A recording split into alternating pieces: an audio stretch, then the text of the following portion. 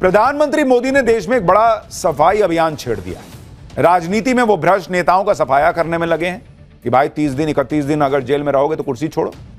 देश के सिस्टम में घुसे घपलेबाजों का सफाया कर रहे हैं। साथ ही देश में घुसपैठियों के सफाई के लिए भी उन्होंने मिशन शुरू कर दिया है। आपको याद होगा पीएम मोदी ने 15 अगस्त को ही घुसपैठियों को खदेड़ने के लिए हाई पावर डेमोग्राफी मिशन शुरू करने का ऐलान किया था और इस मिशन की शुरुआत आज पीएम मोदी ने बिहार से कर दी। पीएम मोदी ने साफ कहा कि वो घुसपैठियों को बिहार के लोगों का हक छीनने नहीं देंगे। आज पीएम मोदी बिहार और बंगाल के दौरे पर रहे। राहुल गांधी भी बिहार में यात्रा कर रहे हैं। पीएम मोदी और राहुल गांधी की मौजूदगी ने बिहार के चुनाव में नया करंट दौड़ा दिया। राहुल गांधी कई दिनों से बिहार में वोट अधिकार यात्रा निकाल रहे हैं, वोट चोरी का माहौल बना रहे हैं। जनता से कह रहे हैं कि नरेंद्र मोदी ने उनका वोट चोरी कर लिया है या वोट चोरी कर रहे हैं। लेकिन आज पीएम मोदी ने बिहार के चुनाव में उतरकर राहुल गांधी के वोट चोरी के मुद्दे को ही पलट दिया, क्योंकि राहुल गांधी के ये कहकर वोटर वेरिफिकेशन का विरोध कर रहे हैं कि इसके जरिए वोट चोरी हो रही। लेकिन आज पीएम मोदी ने इशारों में कह दिया कि राहुल गांधी वोटर वेरिफिकेशन का विरोध करके घुसपैठियों को बचाने में लगे हुए हैं। राहुल गांधी बिहार की जनता को भरोसा दे रहे हैं कि वो उनका वोट चोरी नहीं होने देंगे। इधर पीएम मोदी ने भी बिहार की जनता को भरोसा दिया कि भाई तुम्हारे घुसपैठियों को बिहार के लोगों का हक छीनने नहीं दूंगा मैं। राहुल गांधी नैरेटिव गढ़ रहे हैं कि बिहार में वोट चोरी इसलिए अंबानी अडानी करा रहे हैं ताकि वो लोगों का पूरा पैसा छीन लेंगे। उधर आज पीएम मोदी ने कह दिया कि कांग्रेस और आरजेडी जैसे दल बिहार के लोगों का हक छीनकर घुसपैठियों को दे देना चाहते हैं। यानी राहुल गांधी कह रहे थे कि मोदी तो जनता का सब छीनकर अंबानी अडानी को दे देंगे। आज पीएम मोदी ने उसी पर पलटवार कर दिया और कह दिया कि जनता का असली हक तो घुसपैठिए छीन रहे हैं और कांग्रेस आरजेडी उन्हीं घुसपैठियों को बचा रही।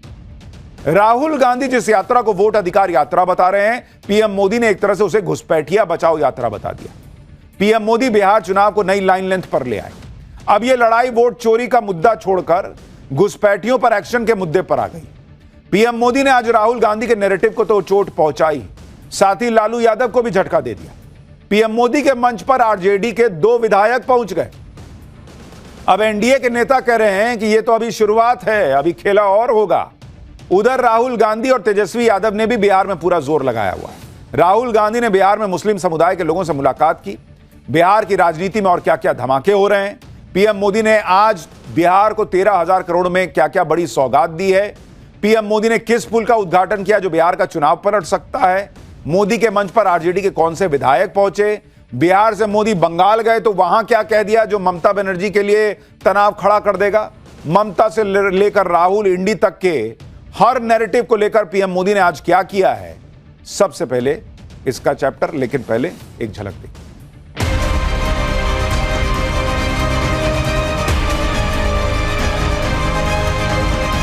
देश में घुसपैठियों की बढ़ती संख्या चिंता का विषय है। बिहार के सीमावर्ती जिलों में तेजी से डेमोग्राफी बदल रही है। जरा मोदी जी को बताइए, वोट चोर, वोट चोर, वोट चोर। ये आरजेडी और कांग्रेस वाले कोई बेल पर बाहर है, कोई रेल के खेल में अदालत के चक्कर लगा रहा है। किसी के माइक के लाल में दम नहीं जो बिहारियों का वोट काट दे। यानी नरेंद्र मोदी वर्सेस राहुल गांधी की यह सियासी लड़ाई जो है उसमें अब नए तूफानी जो है बयानबाजी का दौर चल रहा है। आगे पीएम मोदी के बिहार और बंगाल दौरे की बात करेंगे, लेकिन उससे पहले आपको आज पीएम मोदी की वो तस्वीरें दिखाता हूं जिसकी बड़ी चर्चा हो रही है। पहली तस्वीर पीएम मोदी के गमछा घुमाने की। उन्होंने बिहारी स्टाइल में कंधे पर रखे गमछे को लिया, हवा में झन घुमा के लहरा दिया। पीएम मोदी की तस्वीर काफी वायरल हो रही है। इस तस्वीर को देखकर कहा जा रहा है कि पीएम मोदी तो एकदम चिल मोड में है भाई। उन्हें देखकर ऐसा लग ही नहीं रहा कि वो जियो पॉलिटिक्स में जो जबरदस्त लड़ाई छिड़ी हुई है उसमें भी जुटे हुए हैं। ये तस्वीरें डोनाल्ड ट्रंप को भी हैरान कर रही होंगी अगर देख लेंगे भाई तो, क्योंकि ट्रंप ने भारत पर सबसे ज्यादा टैरिफ लगाया हुआ है, लेकिन वो ना भारत का ना पीएम मोदी का जोश और हौसला कर पाए हैं। ये तस्वीरें उसकी भी गवाही। पीएम मोदी आज बिहार में गया जी का दौरा कर रहे थे। वहां 13,000 करोड़ की परियोजनाओं का उद्घाटन और शिलान्यास किया। गया जी में रैली के दौरान पीएम मोदी ने ओपन जीप में रोड शो किया। रैली स्थल तक पहुंचे, भीड़ देख रहे हैं बॉस, यह नरेंद्र मोदी के लिए जो भीड़ आई हुई है सुनने के लिए, आप देख रहे हैं पूरा खचाखच भरा हुआ मामला। उनके साथ बिहार के सीएम नीतीश कुमार थे, डिप्टी सीएम भी मौजूद रहे वहां पर। इसके अलावा पीएम मोदी बिहार के बेगूसराय भी गए, वहां भी उन्होंने रोड शो किया। बेगूसराय में पीएम मोदी की एक झलक पाने के लिए बड़ी संख्या में भीड़ जुट गई थी। देखिए पीछे तक, बाप रे, जिसको जहां जगह मिल रहा वहीं से खड़ा होकर हाथ हिला रहा है कि मोदी जी आए। आज पीएम मोदी ने बिहार के दौरे पर बड़ी बात भी कह दी। बिहार में वोटर वेरिफिकेशन के मुद्दे पर एकदम बवाल मचा हुआ है, तो पीएम मोदी ने घुसपैठियों का मुद्दा उठाया। पीएम मोदी ने दो बड़ी बातें कही। पहली तो यह कही कि बिहार के सीमावर्ती जिलों में तेजी से डेमोग्राफी बदल रही। दूसरा यह कि कांग्रेस और आरजेडी जैसे दल बिहार के लोगों का हक छीनकर घुसपैठियों को देना चाहते हैं। सुनिए घुसपैठियों को लेकर पीएम मोदी ने क्या कहा, फिर आपको बताऊंगा कि राहुल गांधी की यात्रा में क्या हो रहा है। देश में घुसपैठियों की बढ़ती संख्या चिंता का विषय है।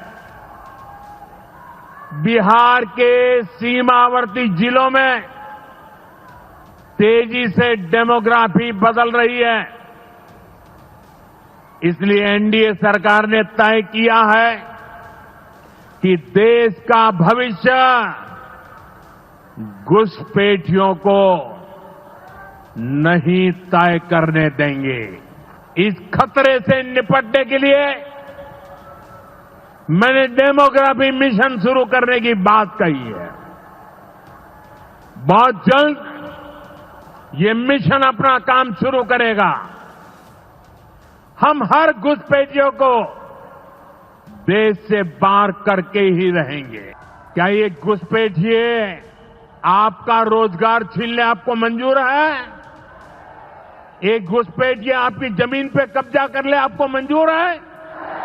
एक घुसपैठिए आपका हक छीन ले आपको मंजूर है?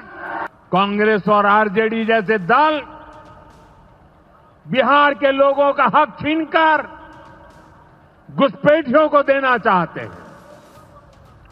तुष्टीकरण के लिए, वोट बैंक को बढ़ाने के लिए कांग्रेस आरजेडी वाले कुछ भी कर सकते हैं, कितने ही नीचे जा सकते हैं। यानी नरेंद्र मोदी ने क्लियर कर दिया कि आरजेडी और कांग्रेस मिलकर बिहारियों का हक उठाकर घुसपैठियों को देना चाहती। पीएम मोदी ने घुसपैठियों के खिलाफ पैन इंडिया अभियान छेड़ दिया। खासकर बॉर्डर स्टेट में घुसपैठियों के खिलाफ अभियान लगातार अब तेज किया जा रहा है। घुसपैठियों को रोकने के लिए असम में बीजेपी सरकार ने बड़ा फैसला किया है। अक्टूबर से असम में 18 साल से ऊपर के लोगों के आधार कार्ड ही नहीं बनेंगे। घुसपैठियों को भारतीय नागरिकता लेने से रोकने के लिए ऐसा किया गया है। असम सरकार ने 18 साल के ऊपर के लोगों को अभी 1 महीने का वक्त दिया है। हालांकि एससी, एसटी और चाय बागानों से जुड़े लोगों को 1 साल का वक्त दिया गया है। सीएम हेमंता ने इस फैसले पर कहा है कि असम में आबादी के मुकाबले 103% आधार कार्ड की कवरेज है। यानी 18 साल से ज्यादा उम्र के सभी लोगों का आधार कार्ड बन चुका है, इसलिए यह फैसला लिया गया है। इसके अलावा राज्य में लगातार बांग्लादेशी घुसपैठिए पकड़े जा रहे हैं, इसलिए हम आधार कार्ड जारी करने पर रोक लगा रहे हैं ताकि कोई इसकी आड़ में नागरिकता न ले सके। यानी इधर नरेंद्र मोदी ने मिशन की शुरुआत की, उधर एक्शन भी दिखने लगा। यूपी में भी घुसपैठियों के खिलाफ एक्शन तेजी से चल रहा है। आज ही यूपी एटीएस ने एक ऐसे गैंग का पर्दाफाश किया है जो रोहिंग्या और बांग्लादेशियों का फर्जी आधार कार्ड बना रहा था। यूपी एटीएस ने गैंग के 8 लोगों को गिरफ्तार किया। यह गैंग फर्जी आधार कार्ड बनाता था, 9 राज्यों में एक्टिव था। यूपी, बंगाल, बिहार, झारखंड, दिल्ली एनसीआर, राजस्थान, महाराष्ट्र, हरियाणा और उत्तराखंड में यह लोगों को फर्जी आधार कार्ड बना के दे रहा था। यानी आप देखिए कि बांग्लादेशी और रोहिंग्यास को गलत तरीके से इस देश में बसाने के लिए कैसे फर्जी दस्तावेज बनाने का खेल चल रहा है। यही वजह है कि पीएम मोदी कह रहे हैं कि वो घुसपैठियों का सफाया करके रहेंगे, उन्हें देश के लोगों का हक नहीं छीनने देंगे। पीएम मोदी ने राहुल गांधी के वोट चोरी वाले मुद्दे को घुसपैठियों की तरफ मोड़ दिया है। कांग्रेस और आरजेडी पर नए आरोप लगाकर इंडी गठबंधन को फंसा दिया। उधर बिहार में यात्रा निकाल रहे राहुल गांधी खुद अपना ही नुकसान करने में लगे हुए हैं। राहुल गांधी अब अपनी यात्रा में नरेंद्र मोदी चोर हैं जैसे नारे लगवा रहे हैं, वोट चोर गद्दी छोड़ बुलवा रहे हैं। यह नरेंद्र मोदी पर पर्सनल हमला है। राहुल गांधी को यह पर्सनल हमला पॉलिटिकली कहीं भारी ना पड़ जाए, क्योंकि वो इसका अंजाम पहले देख चुके हैं जब वो चौकीदार चोर है वाला नारा लगवाते थे। साल 2014 के कांग्रेस नेता मणिशंकर अय्यर ने नरेंद्र मोदी के खिलाफ पर्सनल अटैक किया था, जो चुनाव में कांग्रेस को बहुत भारी पड़ गया था। साल 2019 के लोकसभा चुनाव में राहुल गांधी ने चौकीदार चोर है के नारे लगवाए थे, वो दाव उल्टा पड़ गया था और नरेंद्र मोदी की सीटें और बढ़ गई थी। लेकिन ऐसा लग रहा है कि राहुल गांधी ने पुरानी गलतियों से कोई सबक नहीं सीखा। वो फिर से नरेंद्र मोदी को चोर चोर कहकर पर्सनल अटैक कर रहे हैं। प्रधानमंत्री के लिए चोर जैसे शब्द बिहार की जनता को पसंद आएंगे क्या? सुनिए राहुल गांधी की यात्रा में कैसे कैसे नारे लग रहे हैं। जरा मोदी जी को बताइए, वोट चोर, वोट चोर, वोट चोर। ये जो आवाज है सुनामी जैसे बिहार से निकल आएगी और हर प्रदेश में ये फैलेगी और अंत में पूरे देश को पता लग जाएगा कि नरेंद्र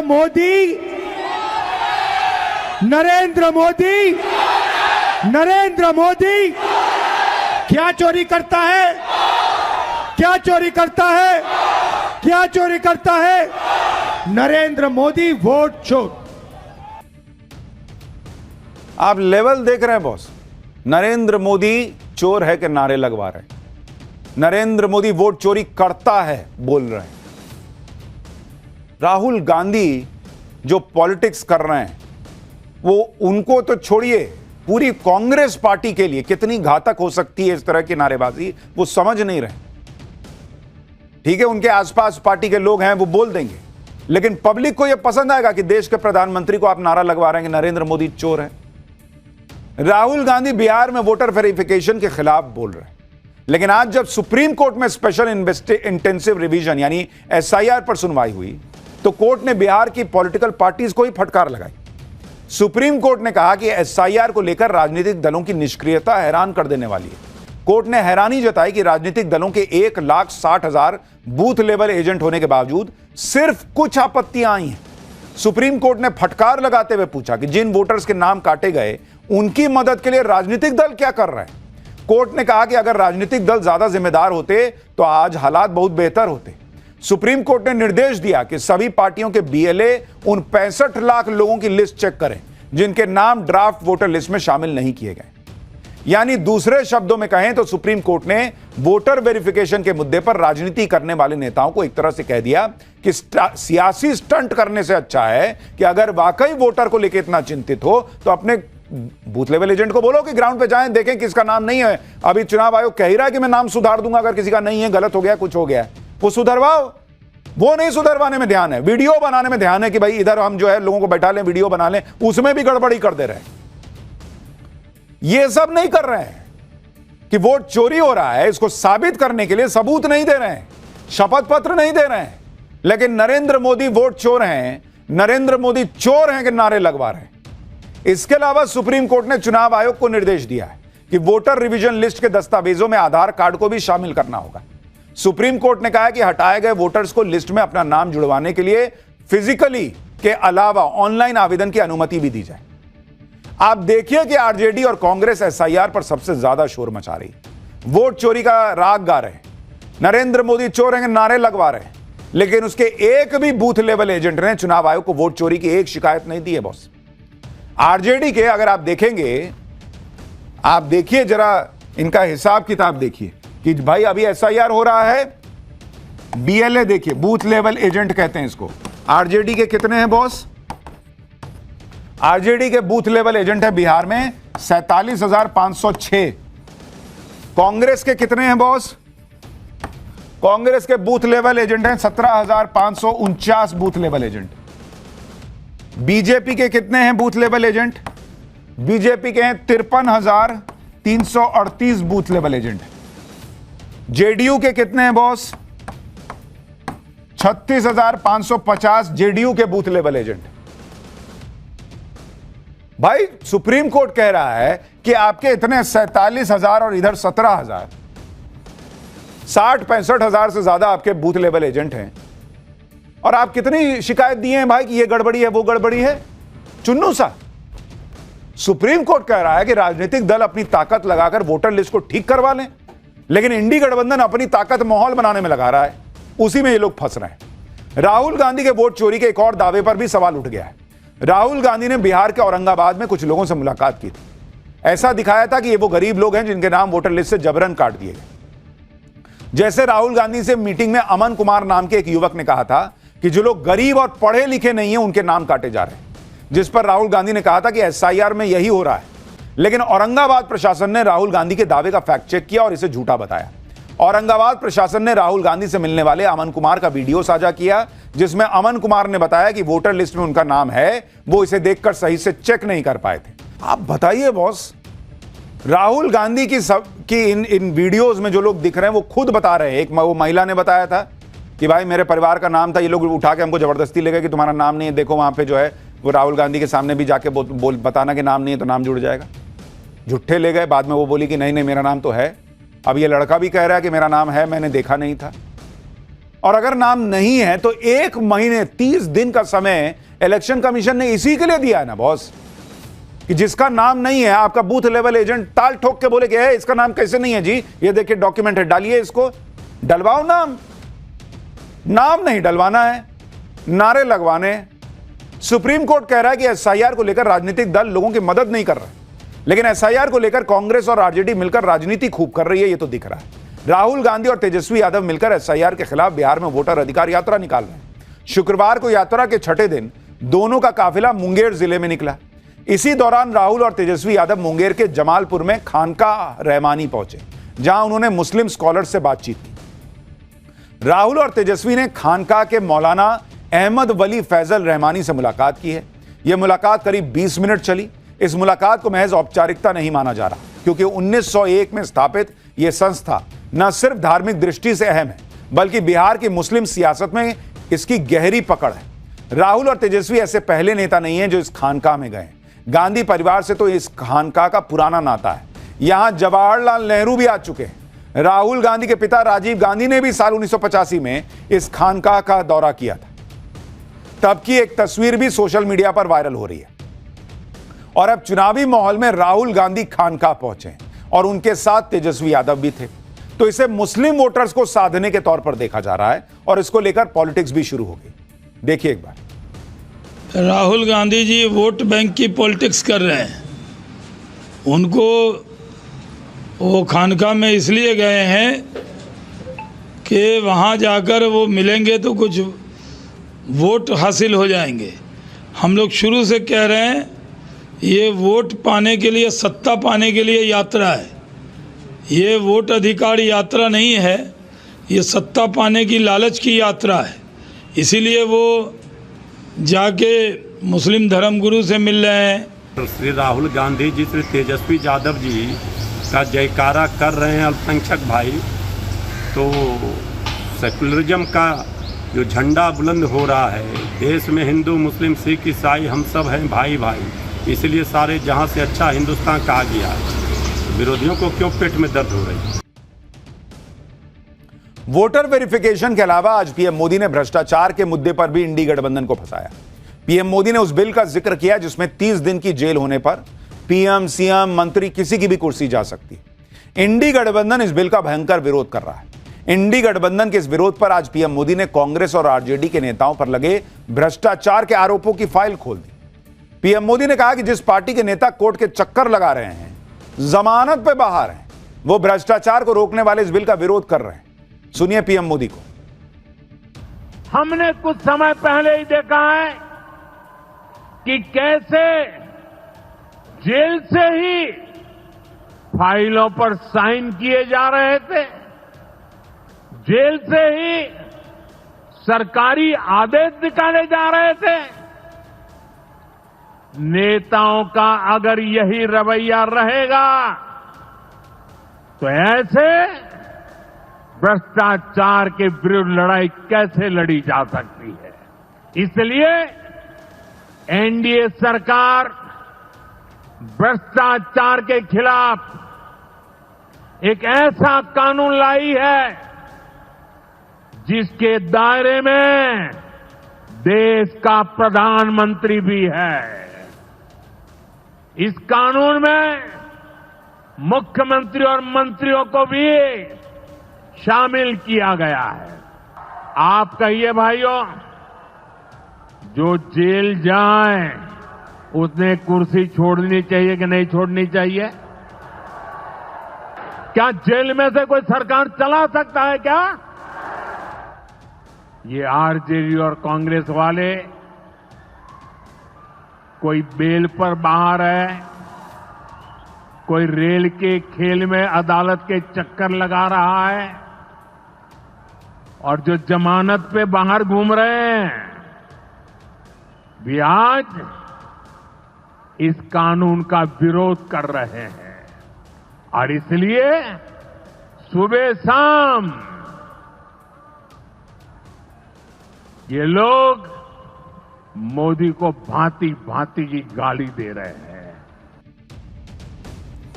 पीएम सीएम तक को पद से हटाने वाले जिस बिल को लेकर इंडी गठबंधन ने तूफान मचाया हुआ है, इसे लेकर अमित शाह ने भी विपक्ष को जवाब दिया।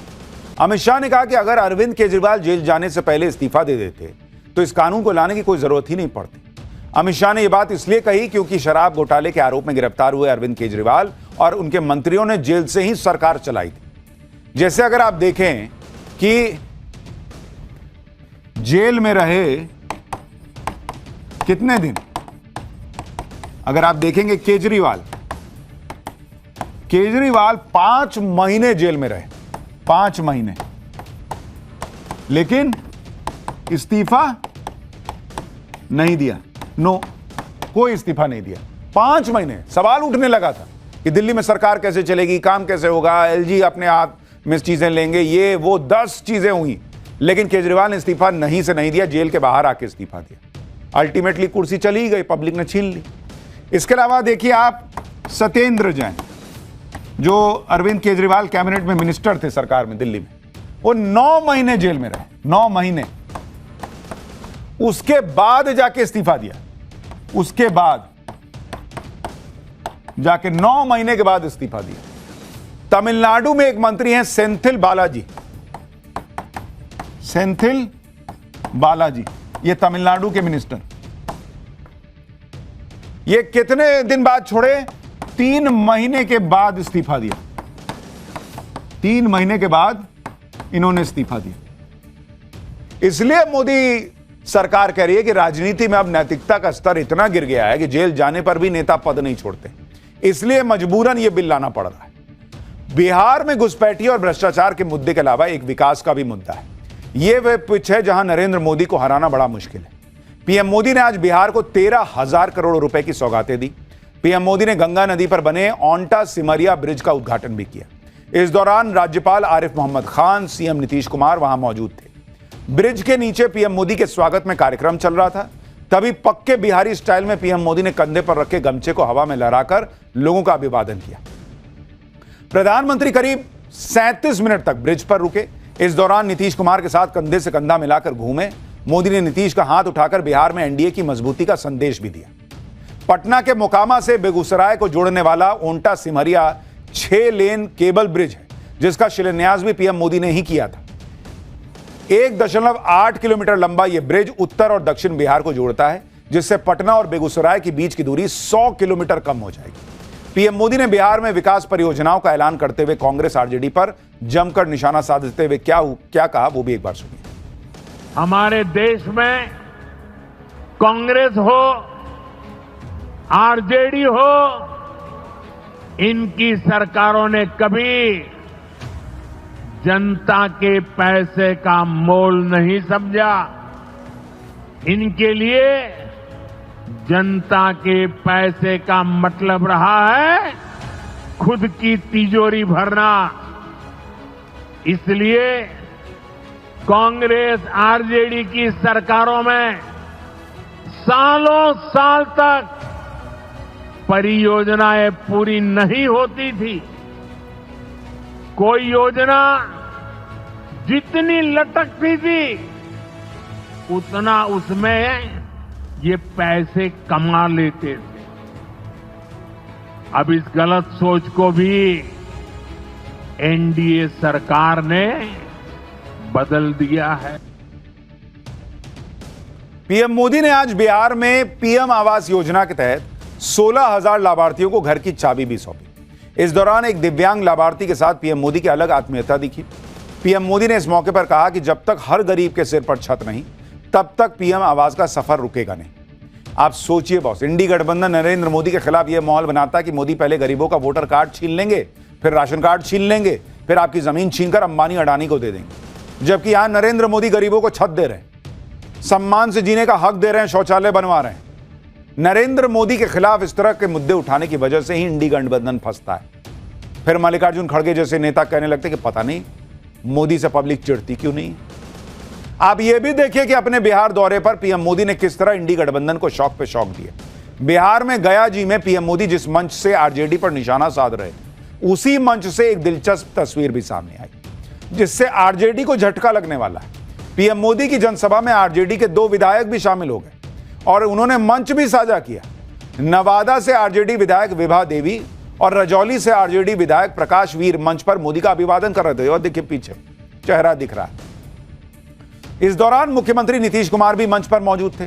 तस्वीरें सामने आने के बाद से ही आरजेडी खेमे में हड़कंप मचा हुआ है। कहा जा रहा है कि आरजेडी के ये दोनों विधायक जल्दी ही एनडीए में शामिल हो जाएंगे। बिहार में इंडी गठबंधन को झटका देने के बाद पीएम मोदी बंगाल के दौरे पर गए। पीएम मोदी ने कोलकाता में मेट्रो रेल प्रोजेक्ट का उद्घाटन किया। 3 नए रूट पर मेट्रो ट्रेन चलेगी। नरेंद्र मोदी के कार्यक्रम में सीएम ममता बनर्जी शामिल नहीं हुई। टीएमसी नेताओं ने कहा कि बीजेपी शासित राज्यों में बंगाल के लोगों के कथित उत्पीड़न के मुद्दे पर विरोध जताने के लिए सीएम ममता शामिल नहीं। बीजेपी शासित राज्यों में घुसपैठियों के बाहर करने का अभियान चल रहा है। ममता बनर्जी का आरोप है कि इसकी आड़ में बीजेपी अपने शासित राज्यों में बसे बंगाल के लोगों को टारगेट कर रही है। हालांकि आज पीएम मोदी ने बंगाल की धरती से घुसपैठियों का मुद्दा उठाकर ममता बनर्जी को करारा जवाब दिया। पीएम मोदी ने कहा कि बंगाल को घुसपैठियों से मुक्त करना ही होगा। इस बार लाल किले से मैंने देश की एक बहुत बड़ी चिंता की चर्चा की है। ये चिंता घुसपैठ के बढ़ते खतरे की है। कोलकाता के पश्चिम बंगाल के लोग समय से आगे की सोचते हैं। इसलिए आपके बीच मैं लगातार इस बहुत बड़ी राष्ट्रीय चुनौती की चर्चा करता रहा। ये देश अब घुसपैठियों को ज्यादा नहीं सह सकता। घुसपैठियों को निकालना चाहिए कि नहीं निकालना चाहिए? घुसपैठिए जाने चाहिए कि नहीं जाने चाहिए? उनको भगाना होगा कि नहीं भगाना होगा? कौन भगा सकता है? कौन भगा सकता है? घुसपैठियों से बंगाल को कौन मुक्त करा सकता है? यानी नरेंद्र मोदी ने ताल ठोक कर कह दिया कि बंगाल में भी जो बांग्लादेशी रोहिंग्या घुसकर बैठे हैं उनको भी निकाला जाएगा, जिसको जितना जो कहना है कह ले। लेकिन नरेंद्र मोदी की चुनौतियां सिर्फ देश के अंदर नहीं है। पाठशाला में अगली क्लास जिसमें आपको दिखाऊंगा, मोदी को घेरने के लिए राहुल चिल्लाते रहे नरेंद्र सरेंडर। यहां उल्टा हो गया, ट्रंप ने सरेंडर कर दिया। क्या मोदी पुतिन की गजब गजब डील्स हो रही। उधर ट्रंप ने भारत का साथ देने वाले के यहां रेड क्यों पड़वा दी, अब इसके बारे में बताता हूं। पिछले कुछ दिनों से जियो पॉलिटिक्स में जिस तरह से हलचल हो रही है वो हैरान करने वाली है। और हलचल के केंद्र में कौन है? भारत। अमेरिका के राष्ट्रपति ट्रंप लगातार भारत को निशाना बना रहे हैं। ट्रंप के मुताबिक भारत रूस से कच्चा तेल खरीदकर रूस की मदद कर रहा है और इसी वजह से रूस यूक्रेन के खिलाफ युद्ध जारी रखे हुए। ये वही ट्रंप हैं जो कहते थे कि राष्ट्रपति बनने के 24 घंटे के अंदर वो रूस यूक्रेन युद्ध रुकवा देंगे, लेकिन ऐसा नहीं हुआ। तो अपनी नाकामी छिपाने के लिए ट्रंप भारत को दोष दे रहे हैं। क्यों? हमसे पूछ के चुनाव में ऐलान किए थे क्या कि 24 घंटे में तुम तेल खरीदना बंद करना बहुत दोस्त, हम जो है वो युद्ध रुकवा देंगे। युद्ध क्या तब शुरू हुआ था जब भारत तेल खरीद रहा था क्या? ट्रंप लगातार भारत को लगातार धमकियां देने का प्रयास कर रहा है, लेकिन भारत पर असर ही नहीं हो रहा। भारत ने ट्रंप की पूरी कोशिश को किनारे रख दिया। उल्टे भारत रूस के साथ अपने संबंध जो है वो और बेहतर कर रहा है।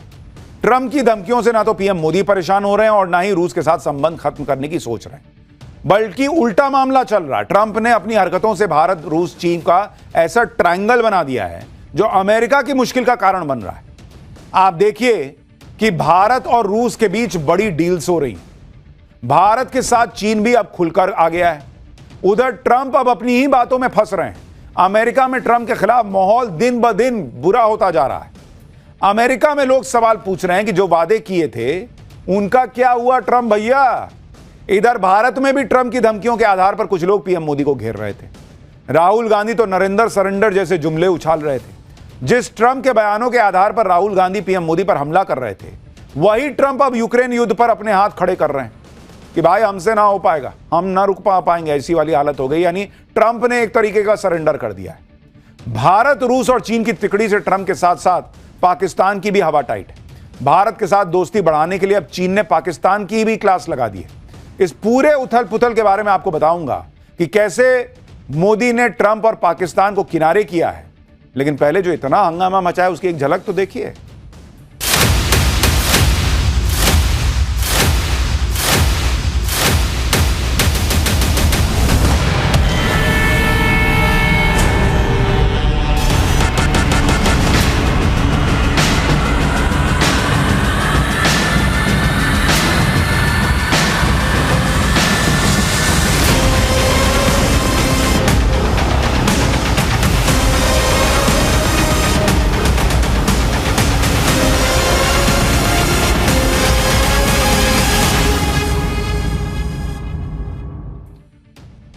डोनाल्ड ट्रंप की सबसे बड़ी फजीहत तो रूस यूक्रेन युद्ध को लेकर हुई है। ट्रंप खुद को सीजफायर एक्सपर्ट बता रहे थे कि मतलब कहीं भी जाएंगे, लाओ सीजफायर कराना है, लाओ ना मैं करा देता हूं। दुनिया में कहीं भी युद्ध हो रहा हो, उसे रुकवाने का क्रेडिट तुरंत हड़प लेते थे कि लाओ लाओ इधर लाओ, मैंने रुकवाया होगा। भारत और पाकिस्तान के बीच सीजफायर करवाने की बात तो ट्रंप ने दर्जनों बार कही। यहां कांग्रेस वाले गिनते थे कि देखिए एक और बोले एक और। यह अलग बात है कि भारत ने हर बार ट्रंप के दावे को नकारा है। ट्रंप के सीजफायर वाले बयान के आधार पर ही यहां भारत में राहुल गांधी नरेंद्र सरेंडर वाला नैरेटिव बना रहे थे। कहने लगे कि पीएम मोदी ने ट्रंप के सामने सरेंडर कर दिया। लेकिन असली सरेंडर तो अब लग रहा है कि ट्रंप कर रहे हैं। ट्रंप जो रूस यूक्रेन युद्ध को 24 घंटे में रुकवाने का दावा कर रहे थे, अब इस युद्ध से अपने हाथ पीछे खींच रहे हैं। ट्रंप ने ऐसा गजब का यू टर्न मारा भाई कि रोहित शेट्टी की फिल्म होती तो गाड़ी चौं चौं चौं करके घूमती और धमाका भी हो जाता। ज़ेलेंस्की के साथ पूरी दुनिया हैरान है, भाई ने ऐसा यू टर्न मार दिया है। ट्रंप ने रूस यूक्रेन के बीच सीजफायर और शांति वार्ता से खुद को पीछे हटा लिया। ट्रंप अब चाहते हैं कि पुतिन और ज़ेलेंस्की बिना अमेरिकी मध्यस्थता के एक दूसरे से मिलकर बात करें। ट्रंप का मानना है कि युद्ध खत्म करने का अगला स्टेप पुतिन और ज़ेलेंस्की के बीच बैठक है। यानी जो ट्रंप कह रहे थे कि भाई हम तीनों अब बात करेंगे नेक्स्ट स्टेप में, वो ट्रंप तो सरेंडर कर बैठे, कह रहे हैं कि नहीं मैं नहीं आऊंगा, तुम दोनों बात करो, तुम दोनों बात करो। वहां फोड़ा फोड़ी चल रही है, बात करेंगे दोनों।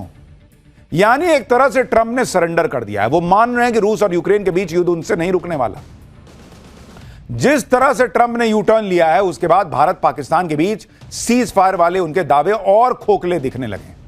पहले तो अमेरिका ने यूक्रेन पर को झाड़ पे चढ़ाया कि लड़ना भाई, मैं हूं ना पीछे। अब कह रहा है कि भाई आपस में देख लो क्या करना, मैं नहीं करवा पा रहा हूं, मुझे देखो क्या लग, तुम लोग आपस में पहले बात करो। अरे वो दोनों आपस में बैठने लायक स्थिति में हैं, बैठ सकते तो बैठ नहीं जाते इतने दिन में। देखिए ये सब इसलिए क्योंकि ट्रंप ने कहा है, क्योंकि जब से ट्रंप ने पुतिन और ज़ेलेंस्की से मुलाकात की, उसके बाद युद्ध रुकने के बजाय युद्ध और तेज हो गया। यूक्रेन ने रूस की ऑयल फैसिलिटी पर हमला किया जो ड्रुजबा पाइपलाइन से जुड़ी हुई है। यह पाइपलाइन दुनिया की सबसे बड़ी क्रूड ऑयल नेटवर्क से जुड़ी है। यूक्रेन के मिसाइल और ड्रोन हमले से ड्रुजबा पाइपलाइन में भयंकर आग लग गई। इसके जवाब में रूस भी लगातार यूक्रेन पर हमले तेज कर रहा है। उसने कहा अच्छा मैं छोड़ दूंगा। यूक्रेन के मुकाचेवो में रूस ने भीषण हमला कर दिया। रूस ने हंगरी के बॉर्डर से 30 किलोमीटर दूर यूक्रेन पर हमला किया। यूक्रेन और हंगरी का बॉर्डर करीब 137 किलोमीटर लंबा है। रशियन मिसाइल से यूक्रेन के मुकाचेवो में तगड़ी तबाही हुई है। अब ये ट्रंप को दिख गया कि इधर से ये मार रहा है, उधर से वो मार रहा है। मैं दोनों को बुलाऊंगा कि आओ मेरे साथ बैठ के बात करो। ये सुनेंगे तो है नहीं, मेरी और बेइज्जती होगी। तो ट्रंप ने कर दिया सरेंडर कि नहीं पहले तुम दोनों आपस में बात करो। ये बात करने के लक्षण लग रहे हैं। ट्रंप सोच रहे थे कि वो पुतिन और ज़ेलेंस्की से मिलकर रूस यूक्रेन युद्ध रुकवा दें। यहां एक दूसरे पे ये लोग और बड़े बड़े हमले करने लग गए। ट्रंप से मिलने के बाद ट्रंप ने पुतिन और ज़ेलेंस्की को आपस में मिलकर बात करने के लिए कहा है, लेकिन ऐसा होता दिख नहीं रहा। पुतिन के साथ बैठक पर ज़ेलेंस्की ने कहा है कि पुतिन के साथ बैठक की उम्मीदें लगातार कम होती जा रही हैं। रूस वो सब कर रहा है जिससे ये मुलाकात ना हो सके। अगर रूस शांति के लिए तैयार नहीं है तो हमारे सहयोगियों को रूस पर और अधिक प्रतिबंध लगाने चाहिए। वहीं रूस के विदेश मंत्री ने कहा है कि ज़ेलेंस्की से मिलने के लिए राष्ट्रपति पुतिन तैयार हैं, लेकिन बैठक का एजेंडा तैयार नहीं है। जैसे ही बैठक का एजेंडा तैयार हो जाता है, राष्ट्रपति पुतिन ज़ेलेंस्की से मिलने के लिए तैयार है। रूस के विदेश मंत्री ने कहा कि फिलहाल पुतिन और ज़ेलेंस्की के बीच मुलाकात की कोई योजना ही नहीं है। ट्रंप ने इतने बड़े बड़े दावे फेंक दिए बॉस कि वो खुद फंस गए, युद्ध रुकवा नहीं पा रहे। पुतिन और ज़ेलेंस्की खुद बात करने को कह रहे हैं कि तुम लोग आपस में बात कर लो, लेकिन पुतिन और ज़ेलेंस्की की बैठक होने की भी उम्मीदें अब ना के बराबर दिख रही हैं। ट्रंप की सारी प्लानिंग फेल हो रही है। ट्रंप से पुतिन ने कहा था कि रूस युद्ध रोक देगा अगर डोनबास के इलाके का कंट्रोल रूस को मिल जाए। ट्रंप चाह रहे थे कि डोनबास का इलाका पुतिन को देकर युद्ध रुकवा लेंगे और इस इलाके से ज़ेलेंस्की पीछे हट जाएंगे, लेकिन ज़ेलेंस्की और यूरोप इसके लिए तैयार नहीं है, क्योंकि यह ज़ेलेंस्की के लिए रूस के सामने सरेंडर करने जैसा होगा। डोनबास के इलाके में 10 लाख लोग रहते हैं और यह इंडस्ट्रियल एरिया है, यहां पर भारी हथियारों का उत्पादन होता है, यहां काफी खनिज भी है। डोनबास रणनीतिक तौर पर भी यूक्रेन के लिए महत्वपूर्ण है, क्योंकि यह उत्तर से दक्षिण तक कई महत्वपूर्ण ठिकानों को जोड़ता है। इसलिए ज़ेलेंस्की डोनबास में बची खुची जगह पर अपनी मजबूत स्थिति को छोड़ना नहीं चाहते, क्योंकि ज़ेलेंस्की को इस बात का भी डर है कि आगे रूस कुछ भी कर सकता है। लेकिन अगर ज़ेलेंस्की अड़े रहेंगे और पुतिन अपनी शर्तों पर बने रहेंगे तो फिर ट्रंप के लिए बहुत बड़ी मुसीबत होगी कि वो युद्ध अपने दम पर रुकवा नहीं पाएंगे, और इस वक्त वो वही हो रहा है। और इसलिए ट्रंप ने धीरे से कोने से सरेंडर कर दिया कि भाई तुम लोग पहले बात करो, तब होगी हमारी ट्रायंगल वाली बातचीत। युद्ध ना रुकवा पाने की भड़ास ट्रंप भारत पे अब निकाल रहे हैं। ट्रंप अपने लोगों से बयान दिलवा रहे हैं। ट्रंप के सलाहकार, उनके मंत्री, उनके करीबी भारत के खिलाफ आग उगल रहे हैं, क्योंकि भाई छीछालेदर हो रही है, बेइज्जती हो रही है कि ये रुकवा नहीं पा रहे। तो किसी को तो विलन बनाना होगा, तो एक काम करो, भारत को बना दो कि भारत की वजह से नहीं रुक रहा है, नहीं तो मैं तो रुकवाइए देता। व्हाइट हाउस के सीनियर डिप्लोमेट पीटर नवारो ने कहा है कि भारत कम कीमतों में रूस से कच्चा तेल खरीद कर उसे रिफाइन करके दुनिया में प्रीमियम कीमत पर बेचकर क्रेमलिन के लिए कपड़े धोने की मशीन की तरह काम कर रहा है। ऐसा लगता है कि भारत इस रक्तपात रूस यूक्रेन युद्ध में अपनी भूमिका स्वीकार नहीं करना चाहता। ट्रंप ने मॉस्को से कच्चा तेल खरीदने की सजा के तौर पर भारत पर टैरिफ दोगुना कर दिया है और इसकी समय सीमा 27 अगस्त से बढ़ाने की संभावना भी नहीं है। यूक्रेन में शांति का रास्ता नई दिल्ली से होकर जाता है। नोवारो ने अपील करते हुए कहा कि भारत को मॉस्को को आर्थिक लाइफलाइन देना बंद करना चाहिए। मतलब मुझे एक बात बताइए बॉस, कि चीन भर भर के रूस से तेल खरीदे, उससे पैसा नहीं जाएगा रूस में। भारत तेल खरीदना बंद कर देगा तो रूस कंगाल हो जाएगा, कहेगा मेरे पास हथियार नहीं, अब मैं नहीं लड़ पाऊंगा। बेवकूफी नहीं है ये कह रहे हैं कि शांति का रास्ता भारत होके जाता है। अब मारपीट का रास्ता वॉशिंगटन होके गया था। तुमने जब उसको यूक्रेन को चढ़ाया कि जाओ लड़ो, मैं हथियार दूंगा, मैं पैसा दूंगा, तब ये गजब नहीं है बॉस। युद्ध हो रहा है रूस यूक्रेन के बीच, रुकवाने का ठेका उठाया ट्रंप ने, टेंडर लिया कि मैं रुकवा दूंगा, और आपसे नहीं रुक रहा है तो है भारत की वजह से नहीं रुक रहा है। भारत रूस से तेल खरीद लिया इसलिए युद्ध हो रहा है। गजब लॉजिक है भाई। ट्रंप के लोग जिस तरह से भारत के खिलाफ बयानबाजी कर रहे हैं, उससे अमेरिका में ट्रंप की आलोचना हो रही है। ट्रंप के पूर्व एनएसए जॉन बोल्टन ने भारत पर टैरिफ लगाने पर ट्रंप की आलोचना की। एनएसए मतलब राष्ट्रीय सुरक्षा सलाहकार, जैसे अपने अजीत डोभाल हैं, तो ये भाई साहब पिछले वाले एनएसए थे, पुराने। इससे ट्रंप नाराज हो गए कि इसने ऐसा कैसे बोल दिया। ट्रंप ने जॉन बोल्टन के घर पर एफबीआई से रेड करवा दी। जॉन बोल्टन ट्रंप के आलोचक माने जाते हैं और ट्रंप की नीतियों की कई बार आलोचना कर चुके हैं। अब भारत पर टैरिफ लगाने के लिए बोल्टन ने ट्रंप की खिंचाई की। इसी से बौखलाए हुए ट्रंप ने जॉन बोल्टन के घर पर एफबीआई की टीम भेज दी कि जाओ हड़काओ जरा इसको। आपको बताया था कि जॉन बोल्टन ने टैरिफ पर ट्रंप को क्या कहा। जॉन बोल्टन ने ट्रंप को सन की राष्ट्रपति बताते हुए कहा था कि वो तो राष्ट्रपति बनने के लायक ही आदमी नहीं है। जॉन बोल्टन ने कहा था कि भारत अमेरिका संबंध इस समय सबसे बुरी स्थिति में। ट्रंप ने रूस और चीन पर कोई प्रतिबंध नहीं लगाया है, सिर्फ भारत को निशाना बनाया जा रहा है। चीन के प्रभाव को कम करने के लिए अमेरिकी सरकारें भारत के साथ संबंध मजबूत करने पर काम करती रही, लेकिन ट्रंप की धमकियां भारत, रूस और चीन को करीब ला रही। अब भाई ने यह बोला तो उसके एफबीआई की टीम रेड मारने पहुंच गई। और यह अमेरिका बड़ा बोलने की आजादी का चैंपियन बना घूमता है। यह तो हाल है इन लोगों का। और मुझे एक चीज आपको यह भी बताऊं, देखिए ट्रंप आज नहीं तो कल पीछे तो इनको जाना पड़ेगा। इनको भी पता है कि अमेरिका में हालात बहुत बुरे हो जाएंगे अगर भारत से इस तरह से भिड़ेंगे, और चीन, भारत और रशिया साथ आ गए तो और इनकी हालत खराब होगी। तो ये रास्ता ढूंढ रहे हैं कि किधर से मैं निकलूं कट के, किसी दिन यू टर्न मार देंगे। लेकिन ट्रंप ने जो किया है ना, उसने भारत और अमेरिका के रिश्तों में गांठ पैदा कर दी। ठीक है, दोस्ती फिर से हो जाए, रिश्ते चलने लगे वाला हिसाब होगा, लेकिन वो पुरानी जो बात थी भारत और अमेरिका की, वो सामने ना दिखे लेकिन अंदर ही अंदर एक गांठ तो रहेगी। ट्रंप भारत को धमकियां दे रहे हैं, भारत का साथ देने वालों पर छापा पड़वा दे रहे हैं, लेकिन उधर ट्रंप ये सब हरकतें करते रह गए, इधर भारत ने रूस के साथ और बड़ी बड़ी डील कर ली। कल ही भारत के विदेश मंत्री एस जयशंकर और रूस के विदेश मंत्री लावरोव के बीच मुलाकात हुई। इसमें क्या तय हुआ पता है आपको? कि भारत और रूस के बीच फार्मा, एग्रीकल्चर, खाद्य, ऊर्जा, आईटी सेक्टर में सहयोग बढ़ाया जाएगा। दोनों देशों के बीच व्यापार को 50% बढ़ाकर $100 अरब तक ले जाने का लक्ष्य है। भारत और रूस अपने व्यापार में विविधताएं लाएंगे और कंपनियों के बीच ज्यादा ज्वाइंट वेंचर करने की जरूरत है। रूस ने भारत के साथ परमाणु ऊर्जा के क्षेत्र में भी सहयोग करने की बात कही है। यानी भारत का स्टैंड क्लियर है कि रूस हमसे पूछ के लड़ने नहीं गया था, यूक्रेन हमसे पूछ के लड़ने नहीं गया था। रूस से हमारी पुरानी दोस्ती है। यूरोप का मन करेगा तो वो रूस से जो है वो गैस ले सकता है, भारत नहीं खरीदेगा तो रूस यूक्रेन युद्ध रुक जाएगा। उल्टा यहां भारत और करेगा और व्यापार करेंगे। बताओ क्या करोगे? जब से ट्रंप ने भारत पर 50% टैरिफ लगाया, जिसके बाद रूस और चीन ने खुलकर भारत का साथ दिया, ट्रंप भारत पर प्रेशर बनाने की और कोशिश कर रहा है, भारत की इकोनॉमी और बिजनेस को प्रभावित करने की कोशिश कर रहा है। लेकिन ट्रंप को ही उल्टे झटके लग रहे हैं, क्योंकि पीएम मोदी ने अलग ही खेल कर दिया है। आप देखिए कि चीन कह रहा है कि भारत के लिए चीन के बाजार खुले, रूस कह रहा है कि भारत के लिए रूस के बाजार खुले। भारत और चीन फिलहाल दुनिया के 2 सबसे बड़े बाजार हैं और रूस दुनिया की बड़ी ताकत है। ये तीनों देश अगर सेम पेज पर आ गए तो ये तिकड़ी दुनिया की बड़ी ताकत बन सकती है। आप ये भी देखिए कि ट्रंप ने भारत पर प्रेशर बनाने के लिए पाकिस्तान को पुचकारना शुरू किया। असीम मुनीर को व्हाइट हाउस बुलाया, पाकिस्तान को ऐसा ट्रीटमेंट दिया जो खुद पाकिस्तान ने नहीं सोचा होगा। लेकिन पाकिस्तान और अमेरिका की नजदीकियों से चीन परेशान हुआ, क्योंकि पाकिस्तान अगर चल रहा है तो चीन के दम पे चल रहा है। आज ही चीन के विदेश मंत्री ने पाकिस्तान में सेना प्रमुख असीम मुनीर से मुलाकात की। सबके सामने तो चीन ने पाकिस्तान के साथ संबंध मजबूत करने की बात कही, लेकिन कहा जा रहा है कि बंद कमरे में चीनी विदेश मंत्री ने असीम मुनीर की क्लास लगाई। चीन के विदेश मंत्री ने अमेरिका के साथ नजदीकियों पर असीम मुनीर को आईना दिखाया कि पाकिस्तान तो चीन के भरोसे चल रहा है, भीख तुमको हम दे रहे हैं, 2.5 लाख करोड़ का कर्जा दिया है, सीपेक में 5 लाख करोड़ खर्चा कर रहे हैं, पाकिस्तान में सबसे ज्यादा चीन का इन्वेस्टमेंट है, पाकिस्तान को हथियार चीन दे रहा है। तो चीन ने पूछा या तो उधर सटो या इधर सटो। तो अगर चीन के विदेश मंत्री पाकिस्तान गए हैं तो यह भारत के लिए अच्छी बात है कि थोड़ा उसको टाइट करो, ज्यादा उधर सटने का प्रयास कर रहा है अमेरिका में। ट्रंप ने थोड़ा पुचकार क्या दिया, असीम मुनीर तो चीन को भूल गया था एक तरीके से।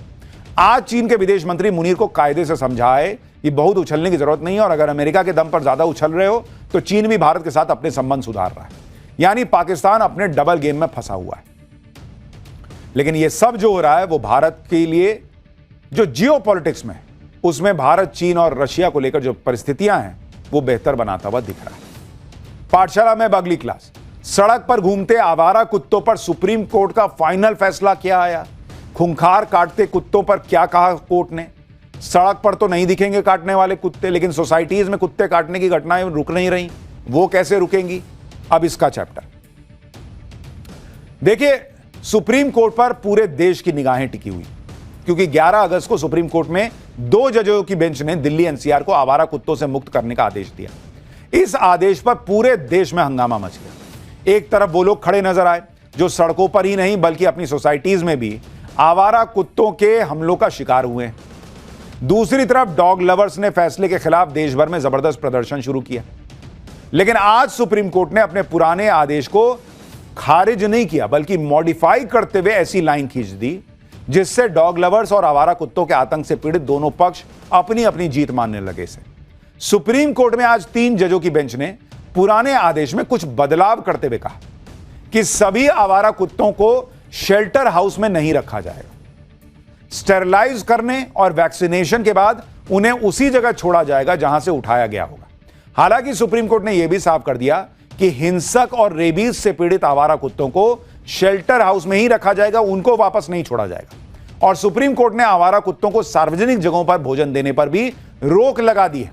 सुप्रीम कोर्ट ने यह भी साफ कर दिया है कि कोई इस आदेश के बीच आया तो उस पर एक्शन होगा। और सुप्रीम कोर्ट का पिछला आदेश तो सिर्फ दिल्ली एनसीआर के लिए था। आज वाला सुप्रीम कोर्ट ने अपना आदेश दायरा बढ़ाते हुए पूरे देश पर लागू कर दिया। सुप्रीम कोर्ट ने अपने आदेश में डॉग लवर्स और आवारा कुत्तों के आतंक से पीड़ित लोगों के लिए क्या क्या कहा है, और सुप्रीम कोर्ट के इस आदेश पर दोनों पक्ष क्यों कह रहे हैं कि हम जीत गए। आवारा कुत्तों को लेकर अब सड़क पर क्या होगा, सोसाइटी में जो कुत्ते काट रहे हैं उनका क्या होगा, सब बताऊंगा, लेकिन पहले एक झलक देखिए।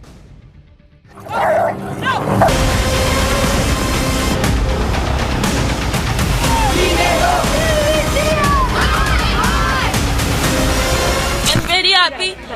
सुप्रीम कोर्ट ने जो डिसीजन लिया मैं बहुत ज्यादा खुश हूँ। अब सुप्रीम कोर्ट का रही जो सही है वो छोड़ा जाएगा। कुत्ते के ऊपर बोर्ड लगा के देंगे सबको कि ये सही कुत्ता है, इसका वैक्सीनेशन किया हुआ है। हमने उन डॉग्स को अपने पेट से जन्म नहीं दिया, लेकिन हमने उन्हें बचपन से पाला है। और बीमार या रेबीज वाले कुत्ते हैं उनको तो बिल्कुल मत छोड़ा जाए। सब लोगों को खुश होना चाहिए क्योंकि ये बहुत ही बैलेंस्ड और साइंटिफिक ऑर्डर है। एमसीडी इसी तरीके से कुत्तों को पकड़ने का काम जारी रहेगा। अब लोग अपने अपने हिसाब से इस फैसले को इंटरप्रेट कर रहे हैं, लेकिन सीधी सी बात यह है कि कोर्ट ने कुत्तों को पकड़ने का आदेश जारी रखा है, उस पर रोक नहीं लगाई है। मामला दिल्ली एनसीआर से बढ़कर देश पे लागू कर दिया है। और साथ ही अगर कुत्तों के लक्षण ठीक दिखे रेबीज वाले वैक्सीनेशन के बाद और बाकी वैक्सीनेशन के बाद, तभी उन्हें सड़क पर छोड़ा जाएगा, नहीं तो वो वहीं रहेंगे। सुप्रीम कोर्ट की 3 जजों की बेंच ने 14 अगस्त को डॉग लवर्स की याचिका पर सुनवाई करते हुए फैसला सुरक्षित रख लिया था। आज 11 अगस्त के आदेश में सुप्रीम कोर्ट ने क्या क्या बड़े बदलाव किए हैं, पहले वो सुनिए। नगर निगम और दूसरी अथॉरिटीज को आवारा कुत्तों को खाना खिलाने के लिए अलग जगह बनानी होगी।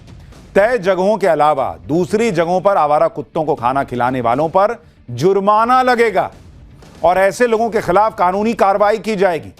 तो जो भी कहीं भी बैठ जाता था, कुत्ते को खाना खिलाने लगता था, वो नहीं चलेगा। और ये पूरे देश पे लागू है। ऐसा कोई करेगा तो उस पर जुर्माना और कानूनी कार्रवाई का प्रावधान कर दिया है सुप्रीम कोर्ट ने। नगर निगम और दूसरी अथॉरिटीज ऐसे लोगों की शिकायत के लिए हेल्पलाइन नंबर भी जारी करेंगी।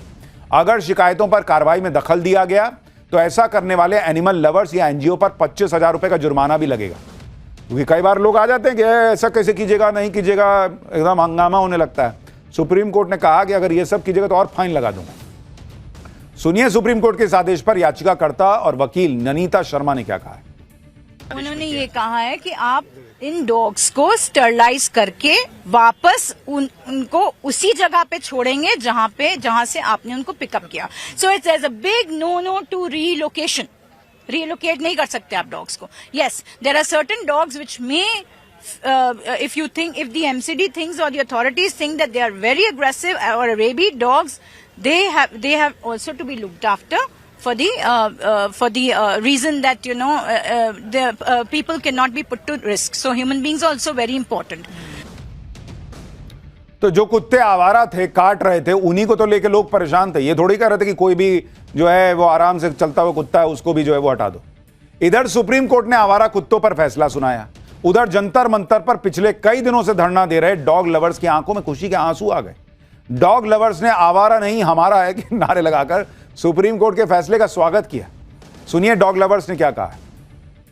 मैं भगवान से सिर्फ कल से यही प्रे कर रही हूँ कि जो डॉग्स हैं, जो एनिमल्स हैं, वो भी भगवान के अंश हैं। जैसे हम अंश हैं, वो भी भगवान के अंश हैं। तो भगवान उनके साथ, अगर हमें बुरा लग रहा है, मुझे पता है भगवान को 10 गुना ज्यादा बुरा लग रहा होगा। अब ये फैसला राहत लेकर आया है, बहुत राहत लेके आया है, क्योंकि हम लोगों ने इन बेजुबान जानवरों को जानवर नहीं समझा है, हमेशा अपने बच्चों की तरह पाला है। जैसे इंसान सोचते हैं कि वो इंसान के बच्चे हैं, तो ये हमारे लिए बच्चे हैं। मुझे लग रहा है आप खुश होने के साथ साथ अपने आंसुओं को छुपा नहीं पा रही अभी। आज तक जब से ऑर्डर आया है, हम लोग कभी रात को 2 बजे, कभी 5 बजे, मतलब सो नहीं पा रहे, मतलब अपने डॉग्स के लिए। बट अब अभी जो अच्छी न्यूज आ रही है, इट्स रियली बेटर। लाइक हमें लग रहा है कि देयर इज होप। ऑब्वियसली हम सबको चाहिए कि हम सब सेफ हो, ऑब्वियसली हम भी चाहते हैं। ये जो डॉग लवर्स हैं, ये उनका रिएक्शन। रात सो नहीं पा रहे थे भाई कि कुत्तों के साथ क्या कह रहे, हमारे बच्चे हैं, कुत्ते बच्चे हैं, उनका ध्यान रखिए, घर ले जाइए। आपका बच्चा किसी को काट लेगा तो दूसरे के बच्चे का क्या होगा, ये भी तो सोचना होगा। यही सुप्रीम कोर्ट कह रहा है। जैसे देखिए यहाँ जो इन डॉग लवर्स के बच्चे हैं, देखिए दूसरे के बच्चे के साथ क्या कर रहे हैं, और वो पलट के इनके बच्चों को तो काट नहीं सकता, ये दिक्कत है। सुप्रीम कोर्ट ने आवारा कुत्तों को बचाने के लिए इनके पक्ष में जोर शोर से आवाज उठाने वाले डॉग लवर्स और एनजीओज के लिए कुछ बड़ी बातें भी कही। सुप्रीम कोर्ट ने आज के अपने आदेश में कहा कि डॉग लवर्स को आवारा कुत्तों को गोद लेने का अधिकार है, लेकिन ये उनकी जिम्मेदारी होगी कि जो कुत्ता उन्होंने गोद लिया वो सड़क पर वापस नहीं आना चाहिए। जिस आवारा कुत्ते को गोद लिया जाएगा उसकी पहचान के लिए टैग लगाना होगा। आवारा कुत्तों को गोद लेने के लिए डॉग लवर संबंधित नगर निगम या दूसरी अथॉरिटीज में अर्जी दे सकते हैं। इसके साथ ही सुप्रीम कोर्ट ने आवारा कुत्तों को बचाने के लिए सुप्रीम कोर्ट में याचिका देने वाले हर डॉग लवर को 25,000 और एनजीओ को 2 लाख रुपए जमा करने के लिए भी कहा है। यह रकम 7 दिनों के अंदर सुप्रीम कोर्ट की रजिस्ट्री में जमा करानी होगी। ऐसा नहीं करने वालों को भविष्य में आवारा कुत्तों से जुड़े केस में कोर्ट की सुनवाई में शामिल होने की अनुमति नहीं दी जाएगी। सुप्रीम कोर्ट के मुताबिक इस रकम का इस्तेमाल आवारा कुत्तों के लिए इंफ्रास्ट्रक्चर और सुविधाओं के निर्माण के लिए किया जाएगा। यानी सुप्रीम कोर्ट ने क्लियर कर दिया कि भाई कुत्तों से इतना प्यार है तो घर ले जाइए, उनको अडॉप्ट कर लीजिए। सिर्फ दिन में गए एक बार खाना खिला दिया वाला हिसाब नहीं चलेगा, और वो भी कहीं बैठ के खाना खिला दिया ये भी नहीं चलेगा। आप भी आवारा कुत्तों के आतंक से पीड़ित लोगों को भी एक बार सुनिए जो इनसे पीड़ित हैं, फिर उनके इस खौफ की वजह क्या है, कुछ तस्वीरें आपको दिखाऊंगा। सुप्रीम कोर्ट का जो फैसला ये आया कि जो बाकी कुत्ते को छोड़ दिया जाएगा, ये गलत फैसला है। सारे कुत्ते यहाँ से हटने चाहिए। इस मार्केट में इतने सारे कुत्ते हैं, आए दिन ये डेली 1-2 घटना होते रहती है। कुत्ते डॉग काट जाते हैं, बच्चे को काट जाते हैं, कोई फैमिली के साथ घूम रहे हैं उनको काट जा रहे हैं। अब सुप्रीम कोर्ट कह रही है जो सही है वो छोड़ा जाएगा। इसका जजमेंट कौन करेगा? कुत्ते के ऊपर बोर्ड लगा के देंगे सबको कि ये सही कुत्ता है, इसका वैक्सीनेशन किया हुआ है, इससे दूर रहें, या ये सही है इससे दूर ना रहें। देखिए ये फैसला तो बिल्कुल गलत है। अगर पकड़ना है तो सभी डॉग्स को पकड़िए। ये नहीं है कि भाई ये रेबिस से इंजेक्शन लगे हुए हैं तो इनको ही लेके जाना है, या जो थोड़े मानसिक रूप वाले हैं उनको लेके। जानवर तो जानवर है, जानवर का क्या पता वो किस रूप में काट लेगा, कैसे कर लेगा, क्या पता हमें। हम चाहते हैं जो डॉग हैं ये सारे शेल्टर होम में जाने चाहिए। स्ट्रीट डॉग्स जो भी हैं घरों में जिसको जरूरत बहुत प्यार है वो अपने घर रखते। कहाँ कितनी दिक्कत होती है आपके सेक्टर? अरे बहुत दिक्कत है सर, हम अपने घर से सामने मार्केट नहीं आ सकते। काम वाली हमारी टाइम से नहीं पहुंच पाती। भाभी वहाँ बहुत कुत्ते हैं, हम कैसे आए? डंडे ले लेके चलती हैं। रात को आप निकल नहीं सकते, बिल्कुल नहीं आ सकते। लेट नाइट आते हैं हम लोग तो कुत्ते बिल्कुल पीछे भागते हैं, झुंड के झुंड भागते हैं। डॉग लवर जो है वो मीट बना बना के उनको खिलाते हैं, और वो हमारे मंदिर के सामने मीट के वो पड़े होते हैं। भगवान जी से भी क्या उनका वो है मतभेद कि डॉग से प्यार करना तो करो। मुर्गा ना खाए, बकरा ना खाए, उनके घर में मच्छी खूब पकती है, खूब खाते हैं वो। कैसे वो लगा तो जानवरों के से प्यार करने वाले तो सबसे प्यार करो, उनको काट के क्यों खाते हो? भाई सबके अपने अपने तर्क हैं। कोई कह रहा है भाई अगर डॉग लवर्स हैं 2-2 कुत्ता अपने घर में पाल लें, रख लें, उनको उठा के ले जाएं। कोई कह रहा है मुर्गा मछली खाते हैं, कुत्ते से प्रेम है। गाय के लिए तो कभी नहीं चिल्लाए ये लोग। वो अलग कह रहे हैं कि हमारे बच्चे जैसे हैं, इनके साथ ऐसा नहीं हो सकता। और एक समस्या है कि भाई सोसाइटी में जो काटते हैं उनका तो अभी कुछ हुआ ही नहीं। तो ये चल रहा है मामला। फिलहाल एक छोटा सा ब्रेक ले